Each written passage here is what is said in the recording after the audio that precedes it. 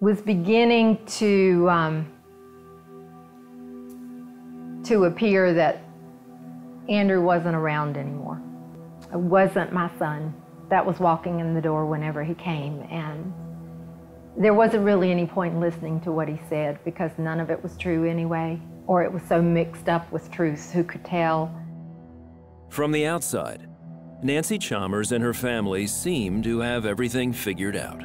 We've always attended church. We grew up that way. I just always incorporated what we call the American dream into that. You know, all those dreams you have to have the perfect little house, the perfect children. I thought it was just the way you live. When her son Andrew got older, he claimed to have ADHD. This would require prescription medication. But Nancy soon became suspicious because he kept changing doctors. She decided to go with him when he had a new appointment. He comes out in 22 minutes with 5 prescriptions. That will take your breath away. He'd sell half, use half. Have money to go pay another psychiatrist. Andrew moved back in with his parents. Soon, things began missing around the house. Your spoons, like, used to have 12 spoons in this drawer. What are happening to my spoons? Didn't dawn on me. I mean, I knew he did the pills, but I didn't have any idea he'd gone to cocaine and then he'd gone to heroin. I had no idea about that. And he had an alibi for everything. And you keep wanting to fix it. Surely we can find the right doctor, the right situation.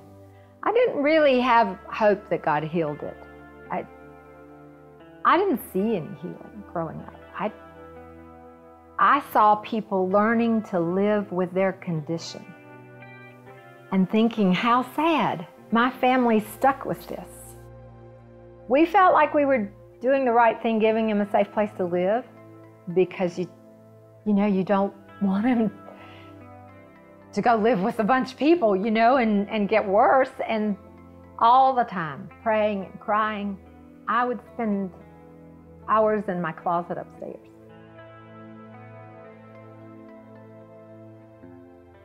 Asking God to grab hold of him and change him. The Lord showed me that I was as sick as my son. My need to please, my need to make things all right, my need to fix, not have anyone think badly of me, all of those great needs that we have, we've built our own little tower of who we are, just came crumbling down. I realized I lied to myself and other people all the time, which placed me right at the same foot of the cross that Andrew was, the same level. Then Nancy received a letter that made her realize she couldn't pretend everything was fine anymore. And I'm opening the mail as I come in, and it looks like an invoice from a psychiatrist. And I just sit down, the first chair I can get, and it blows me away. He said, here are copies of prescriptions that I did not write. And it was on his prescription pad paper. The accusation really was that Andrew had written the prescription. I knew we were done. We were done. I said, Andrew, God has just told me that we are doing you more harm than good. Here's the accusation from your psychiatrist. Get your book bag, whatever you want in your book bag, get it out of here. You cannot live here anymore. You have to leave. Andrew moved out, and Nancy began to question her decision. I got out my Bible and I just said, God, I think I heard you say that. If I was wrong, please let me know. And I just flipped it open, and it opened to Jonah. And I read it. And God said, you're the people on the boat. They knew they were all going to die if Jonah wasn't thrown overboard. And it was like, so I was the one that had to do that? Me? The person who can't face the truth, much less tell it?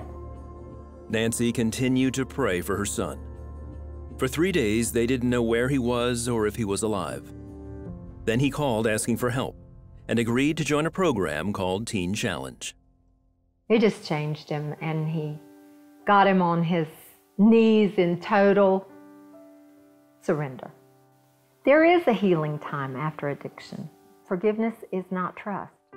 Nancy's experiences inspired her to write her book, No One Visits the Mother of a Drug Addict. We need Jesus to restore our soul.